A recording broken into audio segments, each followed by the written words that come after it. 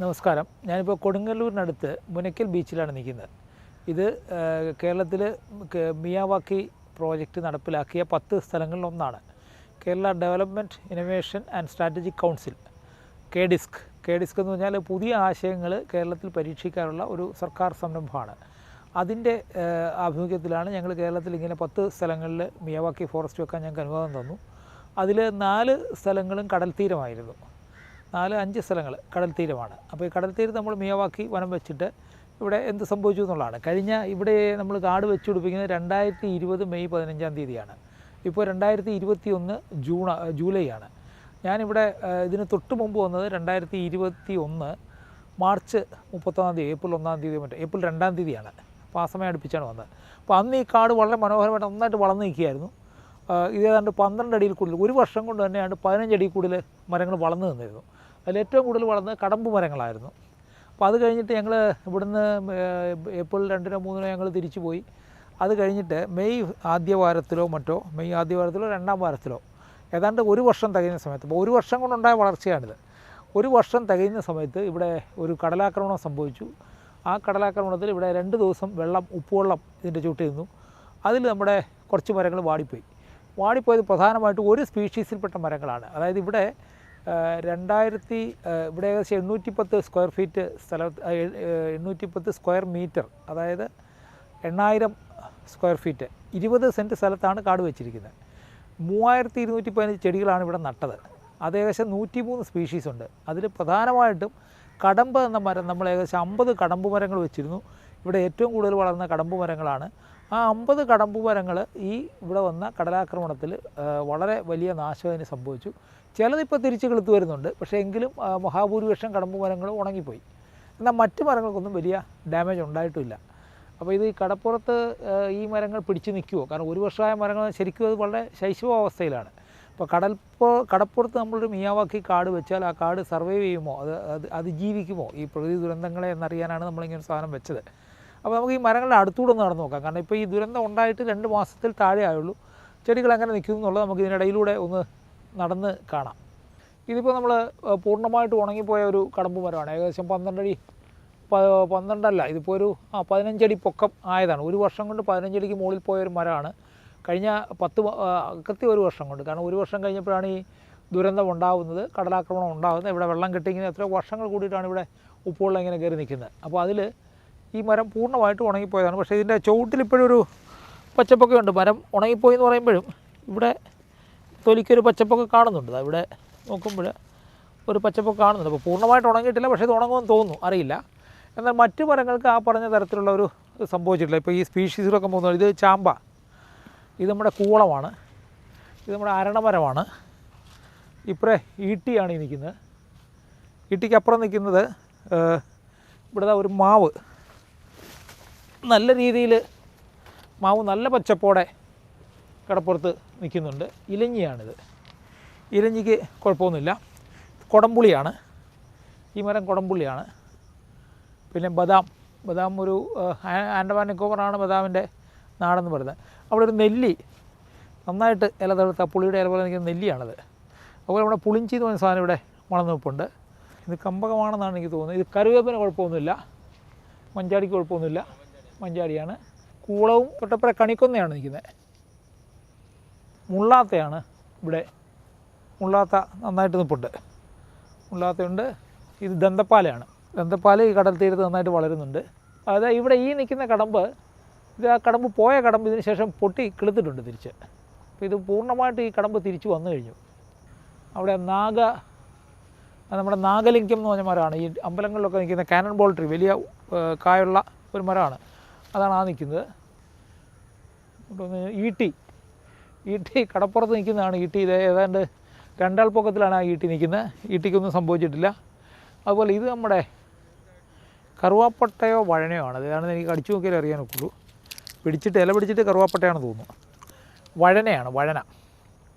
അതുപോലെ ഇലിപ്പയ്ക്ക് കുഴപ്പമൊന്നുമില്ല. പിന്നെ ഇത് മറ്റേ കാനൺ ബോൾ ട്രീ തന്നെയാണെന്നാണ് തോന്നുന്നത്. ഇത് താന്നി, എഗെയിൻ ദന്തപ്പാല. ഇത് പ്ലാശാണ്. നമ്മുടെ ഈ യാഗങ്ങൾക്കൊക്കെ എടുക്കുന്ന ചമത എന്ന് പറഞ്ഞ മരമാണ് ഈ പ്ലാശ്. ഇതിൻ്റെ പൂവ് വളരെ മനോഹരമാണ്. ഈ നമ്മൾ ഗീതഗോവിന്ദത്തിൽ ഇത് നഖത്തിൻ്റെ ആകൃതിയാണ് ഈ പൂവിന്. ഇപ്പോൾ കാമുകന്മാരുടെ ഹൃദയം പിളർക്കുന്ന നഖമായിട്ടാണ് ഇതിൻ്റെ പൂവിനെ ജയദേവൻ വർണ്ണിച്ചിരിക്കുന്നത്. ഇവിടെ കംപ്ലീറ്റ് പോയ ഒരു മരം, ഇത് ഏതാണെന്നറിയില്ല, എന്തായാലും ഇത് കടമ്പല്ല, ഇത് തിരിച്ചു വരികയാണ്. ഇതിൻ്റെ തണ്ട് കണ്ടിട്ട് മഞ്ഞനാത്തിയുടെയൊക്കെ ഒരു ഇല പോലെ, അല്ല തടി കണ്ട് മഞ്ഞനാത്തി പോലെ, പക്ഷേ അല്ല, ഏതാണെന്ന് എനിക്കറിയില്ല. എന്തായാലും അതിന് കിളിർപ്പ് വരുന്നുണ്ട്. ഈ ഒരു മാവ് കണ്ടോ, ഈ മാവിൻ്റെ ഒരു വളർച്ച വളരെ, നമ്മൾ സാധാരണ വീട്ടിലൊക്കെ ഒരു മാവ് വെച്ച് കഴിഞ്ഞാൽ ഒരു കൊല്ലം കൊണ്ട് ഒരിക്കലും ഇത് ഇത്ര ആവില്ല. എന്നെക്കാൾ ഒരു 4 അടിയും കൂടെ പൊക്കം മാവ്, 2 അടിയോ 3 അടി പൊക്കം മാവിനായിട്ടുണ്ട്. അതുകൊണ്ട് പുളി, അത് നോനിയാണ്. നമ്മൾ ആ ഉണങ്ങിയിട്ട് തിരിച്ച് കിളുത്ത് വരുന്നത് നോനിയാണ് കേട്ടോ. ഇവിടെ നോനി കായോടെ തന്നെ നിൽപ്പുണ്ട് കേട്ടോ. ഒരു വർഷമായ നോനിയാണ്. പഴം ഇഷ്ടംപോലെ പഴവുമായിട്ട് തന്നെ നിൽക്കുന്നു. എന്തോ തണ്ടിനെന്തോ പറ്റിയിട്ടുണ്ട്. ഇത് പുളിയാണ്, ഈ സാധനം പുളിയാണ്. അതുപോലെ ഈ ഇലിപ്പ എന്ന് പറഞ്ഞ മരം, ഈ നീർമരുതാണോ ഇലിപ്പയാണ് ഇതെന്ന് തോന്നുന്നത്. എന്തായാലും ഇത് വെള്ളത്തിലുള്ള സ്ഥലങ്ങളിൽ ഉണ്ടാകുന്ന ഒരു മരമാണ്. ഇതിന് പ്രത്യേകിച്ച് ഒരു കുഴപ്പവും സംഭവിച്ചിട്ടില്ല. ഈ സാധനം നമ്മുടെ പിങ്ക് പൂവുണ്ടാകുന്ന മന്ദാരമാണ്. ഇത് നന്നായിട്ട് വളരുന്നുണ്ട്. ഇത് രക്തചന്ദനമാണ്. ഈ 3 ഇല വരുന്ന രക്തചന്ദനമാണ്. സാധാരണ ഇതിൽ 5 ഇല വരുന്ന വേങ്ങയാണ്. ഇത് രക്തചന്ദനമാണ് ഈ സാധനം. ഇതും നന്നായിട്ട് വളരുന്നുണ്ട്. ഇപ്പോൾ ഇതൊക്കെ ഒന്ന് വടി വെച്ച് കെട്ടേണ്ടി വരും ഇതിനെ മേലോട്ട്. അപ്പോൾ ഇവിടെ ഈ ശരിക്കും പറഞ്ഞാൽ മൊത്തത്തിൽ കണ്ട ഒരുപാട് പ്രശ്നങ്ങൾ ഇത് വന്നിട്ടുണ്ട്. ഇത് അങ്കോലാണ് ആ സാധനം തോന്നുന്നു. ഇത് അതിൽ പുളിയാണിത്, വാളംപുളിയാണ്, നമ്മുടെ വാളൻപുളിയാണ്, അത് കുടംപുളിയാണ്. ആ നിൽക്കുന്ന സാധനം, ആ ഇല കുടംപുളിയാണ്. തൊട്ടപ്പുറത്ത് ആഞ്ഞിലിയാണ്. അപ്പോൾ ഇവിടെ ഈ മുകളിലുള്ള കടമ്പ് മുഴുവൻ പോയി കംപ്ലീറ്റ് ചില്ലകൾ ഇങ്ങനെ പോയി നിൽക്കുകയാണ്. ഇതിനകത്ത് നമ്മൾ സൂക്ഷ്മമായിട്ട് നോക്കുമ്പോൾ ഇതിനകത്തുള്ള ചെടികൾക്ക് വലിയ പ്രശ്നങ്ങളൊന്നും വന്നിട്ടില്ല. ഈ നമ്മുടെ ഒരു പഴഞ്ചൊല്ലുണ്ട്, ഉർവശി ശാപം ഉപകാരം എന്ന്. ഇവിടെ ഏതാണ്ട് ഒരു ഉർവശി ശാപം ഉപകാരമായ ലക്ഷണമാണ്.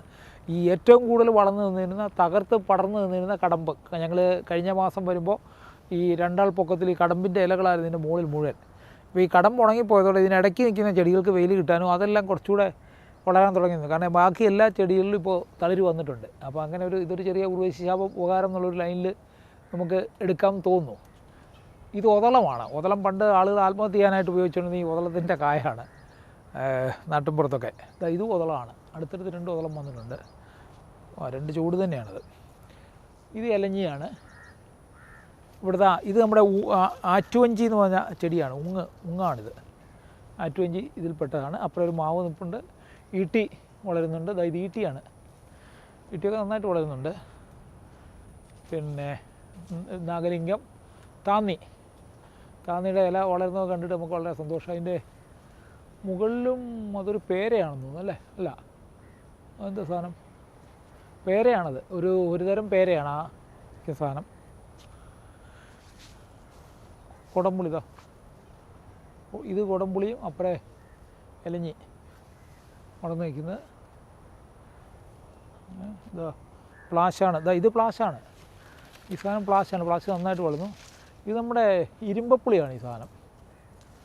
ഇരുമ്പപ്പുളി നന്നായിട്ട് കായ ഉണ്ടാവുന്നു. അവിടെ ഇവിടെയല്ല, അപ്പുറം ഒന്നത്തെ കായ ഉണ്ടായി കിടപ്പുണ്ട്. ഇവിടെ ഇതിന് കായില്ല. ഇത് മരോട്ടിയാണെന്ന് തോന്നുന്നു ഈ നിൽക്കുന്ന സാധനം. വീണ്ടും മാവ്. എന്നാൽ പ്ലാവ് അങ്ങനെ വളർന്ന് കാണുന്നില്ല. മാവ് നന്നായിട്ട് വളർന്നിട്ടുണ്ട്. ഇവിടെ ഈ ഭാഗത്ത് ഒരു പ്രത്യേകത എന്താണെന്ന് വെച്ചാൽ ഈ മരങ്ങളെ ഉണങ്ങിയിട്ട് തിരിച്ച് പൊട്ടിക്കിളുക്കുകയാണ്. ഇതിൻ്റെ ഒരു തടിയുടെ വണ്ണം ഉണ്ടോ? ഈ മരത്തിന് മുകളിലോട്ട് ഉണങ്ങിയിട്ടില്ല. ഇതിൻ്റെ തടിക്കുണ്ടായിരിക്കുന്ന വണ്ണം, ഇതൊരു 1 വർഷം കൊണ്ടുണ്ടായ വളർച്ചയാണ്. അതുപോലെ ഈ സാധനങ്ങൾ വളരെ നല്ല രീതിയിലാണ് ഇത് വളർന്നിരിക്കുന്നത്. ഇതിനകത്തും ഇതുപോലെ ചില മരങ്ങൾ എവിടെ കേട്ടോ. ഇത് കടമ്പ് തന്നെയാണെന്ന് തോന്നുന്നു. ഇത് കടമ്പ് തന്നെയാണ്. ആ കടമ്പിൻ്റെ ചുവട് തിരിച്ചു വരികയാണ്. ഇവിടെ ഒരു ചൂണ്ടപ്പന, പനയുടെയൊക്കെ ചൂടിന് നല്ല കനം കിട്ടുന്നുണ്ട്. ഈ മരത്തിൻ്റെ ചൂട് കണ്ടോ. ഇവിടെ ഇത് പോയ മരമാണ്. ഇതിൻ്റെ ചൂട് കടമ്പ് തിരിച്ചു വരികയാണ്. ആ കടമ്പിൻ്റെ ചൂട് കണ്ടോ. ഇത്രയും കുറഞ്ഞ കാലം കൊണ്ട് 10 മാസം 1 വർഷം കൊണ്ടൊരു ചെടിക്കുണ്ടായ വളർച്ചയാണ്. മോള് നന്നായിട്ട് ഉണങ്ങിയിട്ടുണ്ട്, പക്ഷേ താഴെ അങ്ങനെ ഉണങ്ങിയിട്ടില്ല. കണ്ടോ, തടി നന്നായിട്ട് വണ്ണം വെച്ചിട്ടുണ്ട്. ഇവിടുത്തെ ഇതുണ്ടോ, കണ്ടോ? ഇവിടെ ഇപ്പോൾ ഞാൻ ഒന്ന് പോറിയതാണ്. ഇതിവിടെ പച്ചയായിട്ട് നയിക്കുകയാണ്. അവിടെ നിന്നും ഇത് വന്നിട്ടില്ല. താഴോട്ട് നല്ല നിപ്പുണ്ട്. ഈ പുന്ന ശരിക്കും ഇതുപോലുള്ള ആറ്റുതീരത്തും കടൽ തീരത്തും ഒക്കെ വളരുന്നൊരു സാധനമാണ്. പക്ഷേ പുന്നയ്ക്ക് നല്ല വെയിൽ വേണം, വളർച്ച പൊതുവെ കുറവായിരിക്കും. കൊണ്ട് ഇവിടെ ഇത് കണ്ടില്ലേ, ഈ പുന്നയ്ക്ക് ഏകദേശം 7 അടി 8 അടി പൊക്കം വെച്ചു. ഇതാ ഇവിടെ ഒരു പുന്ന പോലെ കണ്ടു. ഇതാ ഇതൊരു 10 അടി പൊക്കത്തിലെത്തി. ഇപ്പോൾ ഇതൊരു മാവാണ്. മാവ് താണ്ട് 12 അടി 10 അടി ഒക്കെ തന്നെ മാവും പുന്ന നിൽപ്പുണ്ട്. ഇതിൻ്റെ കൂട്ടത്തിൽ നിന്നാണ് ഈ 2 പ്ലാവ് രണ്ടും ഉണങ്ങിപ്പോയി. അപ്പോൾ ഉപ്പുവെള്ളത്തിൽ പ്ലാവ് ഒട്ടും പിടിച്ചില്ല. കടമ്പ് പോലെ തന്നെ പെട്ടെന്ന് പോകുന്നൊരു സാധനമാണ് പ്ലാവ്. ഇവിടെ ഈ ഉപ്പുവെള്ളം നിന്ന ശേഷം ഈ സ്ഥലത്തിന് ഇത് താഴ്ന്ന സ്ഥലമാണല്ലോ, അപ്പോൾ അതുകൊണ്ട് ഇതിന് ചെറിയ ഒരു കേടുപാടുകൾ ഉണ്ടായ സ്ഥിതിക്ക് നമ്മൾ ആ ഉപ്പുവെള്ളം പോയി ഇറങ്ങിയ ശേഷം ഒരു 4 വലിയ ലോറി മണ്ണ് ഇവിടെ ഇറക്കിയിട്ടുണ്ട്. ആ മണ്ണ് ഇറക്കിയതിൻ്റെ ഒരു ഇതാണ് ഈ ചുവന്ന മണ്ണ് ഇവിടെ ഇവിടെയൊക്കെ കാണുന്നത്. അത് ഈ ചെടികൾ ചെരിഞ്ഞു പോയി, പെടന്നു പോയി, പലതും മറിഞ്ഞു പോയി. ആ മറിഞ്ഞു പോയ ചെടികളെ നേരെ നിർത്തിയിട്ട് അതിൻ്റെ ചുവട്ടിൽ കുറേ മണ്ണിട്ടു. ഇത് വെള്ളത്തിൽ ഈ ഉപ്പിൻ്റെ അംശം കൂടുതലായതുകൊണ്ടാണെന്ന് തോന്നുന്നു. 1 വർഷമായ വേലിയാണ്, അത് ഏകദേശം തുരുമ്പിച്ചാണ്ട് ഇല്ലാതായി കഴിഞ്ഞു. അത് ഈ ഉപ്പിൻ്റെ അംശം കൂടുതലുള്ളതുകൊണ്ട് സംഭവിക്കുന്നതാണെന്നാണ് തോന്നുന്നത്. ഇവിടെ പൊതുവേ ഉപ്പിൻ്റെ അംശം കൂടുതലാണെന്ന് തോന്നുന്നു. അപ്പോൾ ഇവിടെ ഇനിയിപ്പോൾ ചെയ്യാവുന്നതെന്ന് വെച്ചാൽ അവിടെ നിൽക്കുന്ന കോഴിയപ്പ എന്ന് പറഞ്ഞ ചെടി ഇതാ ഇവിടെയൊക്കെ വളരുന്നുണ്ട്. അവനെ ഇവിടെ നട്ടുപിടിപ്പിക്കുക എന്നുള്ളതാണ്. അത് നട്ടുപിടിപ്പിച്ച് കഴിഞ്ഞാൽ ഈ ഉപ്പുകാറ്റിനെ ഒരു പരിധിവരെ ചിലപ്പോൾ ഇവൻ തടഞ്ഞു നിർത്തിയേക്കും.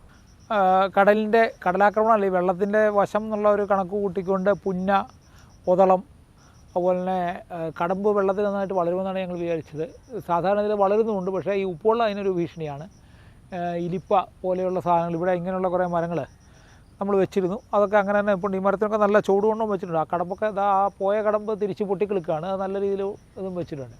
അപ്പോൾ ഇവിടെ മൊത്തത്തിൽ നമുക്കിപ്പോൾ ഇതിൽ നിന്ന് മനസ്സിലാവുന്ന ഒരു സംഗതി, ഈ കടൽ തീരത്തോ ആറ്റുതീരത്തോ ഒക്കെ ഈ വെള്ളത്തിൽ വളരുന്ന ചെടികൾ ആ സൈഡിൽ വെച്ചാൽ നന്നായിരിക്കും. വരണ്ട കാലാവസ്ഥയിലാണ് മാവുകൾ നല്ല രീതിയിൽ വളരുന്നതാണ് വിചാരിച്ചത്. ഇവിടെ ഇപ്പോൾ ഇതാ ഒരു മാവിൻ്റെ ഇലയാണ്, നല്ല വളർച്ച മാവിന് കിട്ടുന്നുണ്ട്. പ്ലാവ് പോയി വേറൊരു കാര്യം. അപ്പോൾ ഇവിടെ മൊത്തത്തിൽ നോക്കിക്കഴിഞ്ഞാൽ പോയ മരങ്ങൾ പലതും തിരിച്ചു വരുന്നുണ്ട്. അതുപോലെ തന്നെ ഈ കടൽ തീരത്ത് നമ്മൾ മരം വെക്കുകയാണെങ്കിൽ ഈ പല സ്പീഷീസുകൾ കൂട്ടിച്ചേർത്ത് വെച്ച് കഴിഞ്ഞാൽ ഇത് രക്ഷപ്പെടും എന്നുള്ളതാണ് കാണുന്നത്. ഇപ്പോൾ കടമ്പോ പ്ലാവോ പോലുള്ള ഇത് പ്ലാവാണ്. ഇപ്പോൾ തീർത്ത് പോയ 2 ഇനം മരങ്ങൾ കടമ്പും പ്ലാവുമാണ്. ബാക്കി മരങ്ങളൊന്നും അത്രയും ഡാമേജ് ഒന്നുമില്ല. അതിൽ കടമ്പ് കുറേ എണ്ണം തിരിച്ചു വരുന്നുണ്ട്, പ്ലാവ് വളരെ ദുർബലമായിട്ട് തന്നെയാണ് നിൽക്കുന്നത്. അപ്പോൾ നമ്മൾ ഈ കടൽ പ്രദേശങ്ങൾ വെക്കുമ്പോൾ ഇതിൽ 1-2 കാര്യങ്ങളുടെ ശ്രദ്ധിക്കുന്നുണ്ട്. ഭാവിയിൽ ഞങ്ങൾ ഉദ്ദേശിക്കുന്നത് വെച്ചാൽ ഇങ്ങനെ വെക്കുന്നത്, ഇപ്പം അങ്ങനെ വെക്കാൻ ഉദ്ദേശിക്കുന്ന ആളുകൾക്കായിട്ട് പറയാനുള്ളത്, നിങ്ങൾ ഇങ്ങനെ വെക്കുന്ന സമയത്ത് ഇവിടെ കുറേ കൂടെ ഈ പുന്ന, പൂവരശ പോലെയുള്ള മരങ്ങളെ നമ്മൾ നട്ടുപിടിപ്പിക്കുക. പിന്നെ ഇതിന് പുറത്ത് ഇപ്പോൾ ഈ പ്രദേശത്ത് തന്നെ മുഞ്ഞ, കോഴിയപ്പ എന്നൊക്കെ പറയുന്ന ഒരു തരം ഒരു കരക്കണ്ടൽ പോലൊരു സാധനം, ഒരു ചെറിയ ചെടിയാണ്. നമ്മൾ ഇതിനൊക്കെ ഉപയോഗിക്കുന്ന മരുന്നിനൊക്കെ ഉപയോഗിക്കുന്ന ചെടിയാണ്. അതിന് ഇലയ്ക്ക് വലിയ ക്ഷീണം വരുന്നില്ലെന്ന് മാത്രമല്ല ഈ ഉപ്പുകാറ്റിനെ ഒരു പരിധിവരെ തടഞ്ഞു നിർത്താൻ അതിന് പറ്റുന്നുണ്ട്. നമുക്കിപ്പോൾ ഇവിടെ ഇങ്ങനെ ചെടി വെക്കുന്നതിന് അപ്പുറം ഇതുപോലുള്ള ഈ മുഞ്ഞ പോലെയുള്ള ചെടികൾ കൊണ്ടൊരു ബെൽറ്റൂടെ വെക്കുകയാണെങ്കിൽ ഇതിലേക്ക് കടൽക്കാറ്റ് വരുന്നതിന് തടയാൻ പറ്റും. പിന്നെ നമ്മൾ എല്ലായിടത്തും ഈ വെള്ളത്തിൻ്റെ ഒരു ഷോർട്ടേജ് പ്രതീക്ഷിച്ച് മിയാവാക്കി വെച്ച ഒരു അല്പം താത്താണ് എല്ലായിടത്തും വെച്ചത്. ഇവിടെ അങ്ങനെ തന്നെയാണ് വെച്ചത്. പക്ഷേ ഇനി കടപ്പുറം പോലുള്ള സ്ഥലത്ത് വെക്കുമ്പോൾ ഇതൊരു മൗണ്ടായിട്ട് വെക്കുന്നതായിരിക്കും നല്ലത്. ആദ്യം വെള്ളം നമ്മൾ കുറേ ഒഴിച്ചു കൊടുക്കേണ്ടി വരുമെങ്കിലും ചെടി വളർന്നു കഴിഞ്ഞാൽ പിന്നെ ഈ ഉപ്പുവെള്ളം വരുമ്പോൾ ഈ ഉപ്പുവെള്ളം ശരിക്കും പ്രിവെൻറ്റ് ചെയ്യാനായിട്ട്, ഇപ്പോൾ ഇതൊരു ഒരടി പൊങ്ങിയുള്ളൊരു തറ ഉണ്ടാക്കി അതിലാണ് വെച്ചിരുന്നെങ്കിൽ ഉപ്പുവെള്ളം കയറും. കാരണം ഇവിടെ 15 വർഷം കൂടിയിട്ടാണ് കടൽ കയറുന്നത്, നമുക്കങ്ങനെ പ്രതീക്ഷിക്കാനൊക്കെയില്ല. ഉപ്പുവെള്ളം കയറിയാൽ ഈ ചെടികൾക്ക് വലിയൊരു നാശം വരാതെ നിൽക്കും. ഒരു 2-3 വർഷം കഴിയുമ്പോൾ ഇതിൻ്റെ പൂർണ്ണ വളർച്ച എത്തിക്കഴിഞ്ഞാൽ പിന്നെ എന്ത് കയറിയാലും വലിയ പ്രശ്നമൊന്നും വരില്ല. പിന്നെ വളരെ വലിയ കടലാക്രമണമൊക്കെ വന്നു കഴിഞ്ഞാൽ എന്ത് സംഭവിക്കും നമുക്ക് അന്നേരം പറയാനൊക്കെ ഉള്ളൂ. അപ്പോൾ എന്തായാലും കടൽ തീരത്ത് മിയാവാക്കി വനം വളരും. ഈട്ടി അടക്കമുള്ള മരങ്ങൾ, നമ്മൾ പ്രതീക്ഷിക്കാത്ത പല മരങ്ങളും നല്ല രീതിയിൽ വളരുന്നുണ്ട്. പ്രതീക്ഷിക്കാത്ത 1-2 കടമ്പ് പോകുമെന്ന് ഞങ്ങൾ ഒരിക്കലും വിചാരിച്ചിരുന്നതല്ല. കടമ്പ് ഉപ്പുവെള്ളത്തിൽ പോയി, അതിന് മറ്റു മരങ്ങൾക്ക് പിടിച്ചു നിൽക്കാൻ പറ്റുന്നുണ്ട്. അതുകൊണ്ട് മിയാവാക്കി മാതൃക കടൽ തീരത്ത് വെക്കണമെന്നുള്ളവർക്ക് ധൈര്യമായിട്ടത് പരീക്ഷിക്കാം. കുറച്ച് ചെടികൾ പ്രത്യേകം അതിനുവേണ്ട സ്പീഷീസുകളൊന്ന് തിരഞ്ഞെടുത്ത് വെച്ചാൽ കുറേ കൂടെ നല്ല രീതിയിലായിരിക്കും. അതുപോലെ തന്നെ തടം രൂപപ്പെടുത്തുമ്പോൾ ഇത് കുറച്ച് ഉയർന്ന തടമാണെങ്കിലും നന്നായിരിക്കും.